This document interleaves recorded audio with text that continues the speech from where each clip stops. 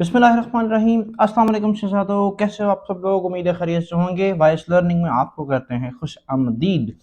बच्चों, आज के चैप्टर में वीडियो में हम करने वाले हैं चैप्टर नंबर 2, क्लास 9 चंद बोर्ड में पूरा बताता हूँ, ठीक है ना। और प्रॉब्लम आपको नज़र आ गया होगा कि कौन सा प्रॉब्लम इसमें अंडरलाइन है। तो इस में हम करने जा रहे हैं ये वाला प्रॉब्लम। तो हाँ जी, ये है टाइप ऑफ मोशन का D part, question number D. तो हम डी को सॉल्व करने जाएंगे। बहुत आसान सा प्रॉब्लम है, मेरा ख्याल है 5 मिनट से भी ज़्यादा नहीं होगा। तो चलते हैं आगे। देख लो भाई, अगर यही प्रॉब्लम है, ये जो आपको नज़र आ रहा है यही है, तो फिर अब करें सॉल्व। अगर नहीं है तो फिर आगे चले जाते हैं, ठीक है। चलो नेक्स्ट। चलो जी, ये प्रॉब्लम आ गया, इसको कटिंग करके हमने यहाँ पे रखा। कहता है कि calculate the acceleration of a बस that speed up from 20 meter per second to 40 meter per second in 8 second. ठीक है, तो डेटा बनाते हैं जल्दी से।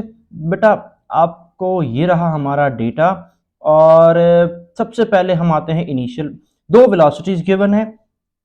पहले तो मैं पूरा प्रॉब्लम आपको समझाऊं, ठीक है। इस पॉइंट पर आओ, फोकस करो, पूरा प्रॉब्लम समझो। देखो, आपके पास दो, क्या था, एक्सेलरेशन बताओ, ठीक है, ओके।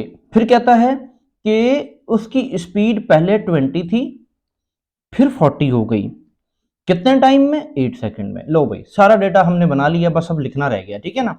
अब देखो, मैं आपको पूरा तरीका समझाता हूं। देखो क्या कहता है, एक्सेलरेशन बताओ। तो क्या करते हैं, हाँ जी, एक्सेलरेशन बताओ। ये लो, एक्सेलरेशन बतानी है। बस स्पीड अप फ्रॉम कितना है, एक वेलोसिटी, एक स्पीड कितनी है, 20 मीटर पर सेकेंड, ठीक है।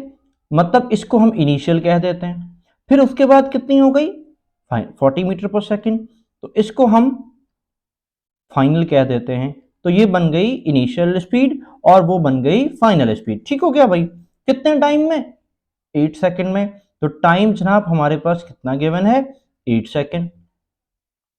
तो बेटा अब हम क्या करते हैं, अब हम सॉल्व करने जाते हैं प्रॉब्लम को।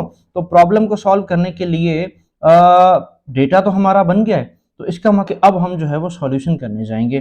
तो सॉल्यूशन करने के लिए हमने क्या करना पड़ेगा, हमें पहले तो फॉर्मूला ढूंढना पड़ेगा, ठीक है। मैं आपको फॉर्मूला बताता हूँ इधर रफ वर्क में भी लिख के। बेटा ये रफ वर्क है, तो उसमें आपने फॉर्मूला ढूंढना है। आपने ये फॉर्मूला पढ़ा होगा, acceleration is equal to final velocity minus initial velocity divided by time. ये फार्मूला आपने पढ़ा है बेटा?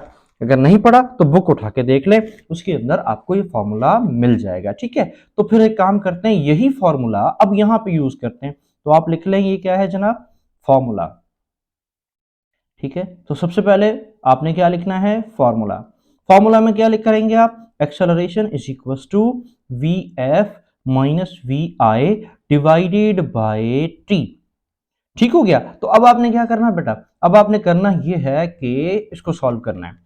Acceleration is equal to V F की वैल्यू कितनी है, 40, बस पुट कर दो। वी आई की वैल्यू कितनी है, 20, पुट कर दो, ठीक है। डिवाइडेड बाय कितना, 8 सेकेंड, ठीक है। तो ये आपके पास आ गया वी एफ माइनस का वी आई, ठीक हो गया। अब आपने क्या करना है, अब आपने ये करना है कि इन दोनों को माइनस कर लें। एक्सेलरेशन इज इक्वल टू 40 में से 20 को माइनस करो, आंसर आएगा 20 डिवाइडेड बाय 8, ठीक हो गया।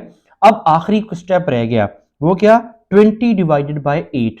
इसका मतलब 20 डिवाइडेड बाय 8 का आंसर आएगा बेटा 2.5 मीटर पर सेकंड। कैलकुलेटर उठाएं, 20 को 8 से डिवाइड करें, आंसर आएगा हमारा 2.5 मीटर पर सेकंड स्क्वायर।